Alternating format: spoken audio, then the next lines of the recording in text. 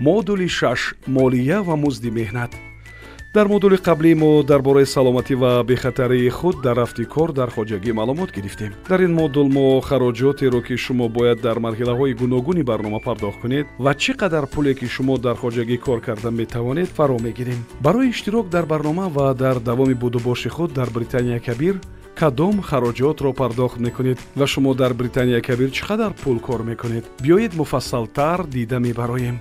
ба шумо ҳадди аққали музди меҳнати миллӣ ки 1221 фунт стерлингро ташкил медиҳад бояд пардохт шавад. шумо барои 32 соат дар як ҳафта ки ҳамчун ҳадди аққал муқаррар шудааст маош мегиред.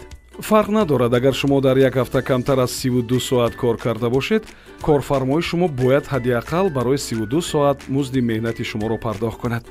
масалан, агар шумо дар як ҳафта 20 соат кор карда бошед ва як соати кори шумо 1221 фунт стерлинг бошад, ба шумо на 244,20 фунт стерлинг, балки музди меҳнати шумо ба 32 соат зарб зада мешавад ки 390,72 фунт стерлингро ташкил медиҳад. фаромӯш накунед ки шумо танҳо дар сурати ҳақиқатан кор карданатон ин муздро мегиред. дар ёд дошта бошед ки шумо ҳуқуқ доред на зиёдтар аз ҳисоби миёнаи 48 соат дар як ҳафта кор кунед, то он даме ки худатон розигӣ надода бошед. дар хотир дошта бошед ки хароҷоти хобгоҳ ва ҳар гуна хароҷоти дигаре ки шумо дар хоҷагии кишоварзӣ интихоб мекунед, аз музди меҳнати шумо ситонида мешавад. вақте ки шумо музди меҳнатро мегиред, ба шумо варақаи маош дода мешавад ки дар он ҳамаи хароҷотҳо ба таври возеҳ нишон дода мешаванд. ба шумо бояд ҳамон маблағеро пардохт кунанд ки дар варақаи маош инъикос шудааст. агар ин маблағ ба шумо пардохт нашавад, ба оператори барномаи худ муроҷиат кунед. шумо инчунин метавонед соатҳои кори худро пайгирӣ кунед ва онҳоро бо варақаи музди ҳақиқии худ муқоиса кунед. шумо метавонед бонус ё пули иловагӣ гиред, аммо ин аз хоҷагии кишоварзӣ вобастагӣ дорад. кадом андозҳоро аз маоши шумо нигоҳ медоранд? андозҳои ҳатмӣ ба таври автоматӣ аз маоши шумо ситонида мешавад. андози якум ин системаи андоз аз даромад ном дорад ва он ҳам андоз аз даромад ва ҳам суғуртаи миллиро дар бар мегирад. агар шумо дар як ҳафта ҳадди аққал 242 фунт стерлинг ба даст оваред, пас 20% аз ҳар маблағи бештар аз ин тарҳ карда мешавад. шумо метавонед пас аз анҷоми кори худ пардохти андоз аз даромадро бозпас гиред.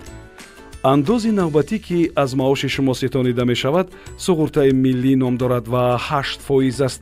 агар шумо дар як ҳафта ҳадди аққал 242 фунт стерлинг ба даст оред, пас 8% аз даромади шумо ҳамчун саҳми суғуртаи миллӣ тарҳ карда мешавад. ин маблағи тарҳшуда баргардонида намешавад. масалан, агар шумо дар як ҳафта 40 соат бо нархи 12 фунт стерлинг дар як соат кор кунед, шумо 480 фунт стерлинг ба даст меоред. маоше ки андозбандӣ мешавад 480 тарҳи 242 баробари 238 фунт стерлинг. музди андозбандишавандаи худро ба 8 зарб карда миқдори маблағеро ки шумо бояд барои суғуртаи миллӣ пардохт намоед ҳисоб кунед. дар мисоли боло аз даромади шумо 19,4 фунт стерлинг ситонида мешавад.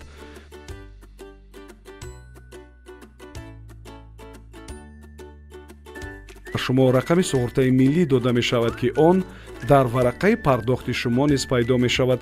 ин рақамро ба ёд гиред, чун ба шумо барои баргардонидани андоз аз даромад ва дастрасӣ ба хизматрасониҳои тиббӣ лозим мешавад.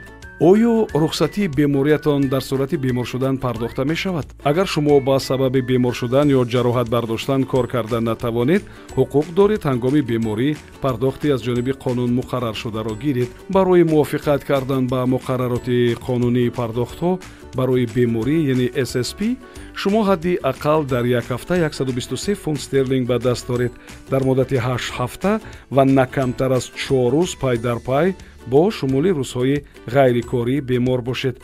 агар шумо ба SSP мувофиқат кунед, ба шумо дар як ҳафта 116,175 фунт стерлинг пардохт хоҳанд кард.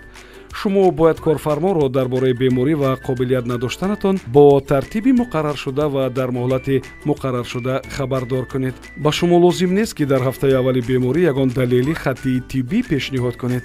пас аз ҳафтаи аввал шумо бояд ба корфармои худ маълумотномаи тиббӣ пешниҳод созед то исбот кунед ки шумо бемор ё маҷрӯҳ ҳастед. Шумо метавонед аз табиби умумии худ ин маълумотномаро ройгон гиред. дар хотир дошта бошед ки агар шумо ба сабаби беморӣ ё ҷароҳат муддати тӯлонӣ кор карда натавонед, ба шумо лозим меояд ки бо дархости корфармоятон ё оператор ба Тоҷикистон баргардед. шумо ҳақ доред ки рухсатии пулакӣ гиред, аммо шумо бояд аризае нависед ки бо тартиботи хоҷагии кишоварзӣ мувофиқат кунад. агар шумо нахоҳед, шумо набояд маҷбур шавед ки рухсатии пулакӣ гиред. музди боқимондаи рухсатие ки шумо доред ба шумо ҳамчун пардохти яквақта дар охири будубоши шумо дар Британияи Кабир дода мешавад. агар шумо хоҳед ки аниқ донед ки ба шумо чӣ қадар музди рухсатӣ дода мешавад ва чӣ тавр ҳисоб карда мешавад, ба роҳбари хоҷагӣ муроҷиат намоед. шумо инчунин метавонед ба ин вебсайт ворид шавед ки ба шумо барои ҳисоб кардани музди рухсатии худ кӯмак мекунад. барои ҳисоб кардани даромад ва хароҷоти худ истифодаи чунин ҷадвал қулай хоҳад буд. мо ба охири модули 6 расидем. умедворем ки шумо дар бораи чӣ гуна ҳисоб кардани даромад ва хароҷоти худ ҳангоми кор дар доираи барнома маълумоти кофӣ гирифтед. дар модули 7 мо гуфта мегузарем ки шумо ҳангоми кор дар доираи барномаи коргарони мавсимӣ кадом ҳуқуқ ва ӯҳдадориҳоро доред.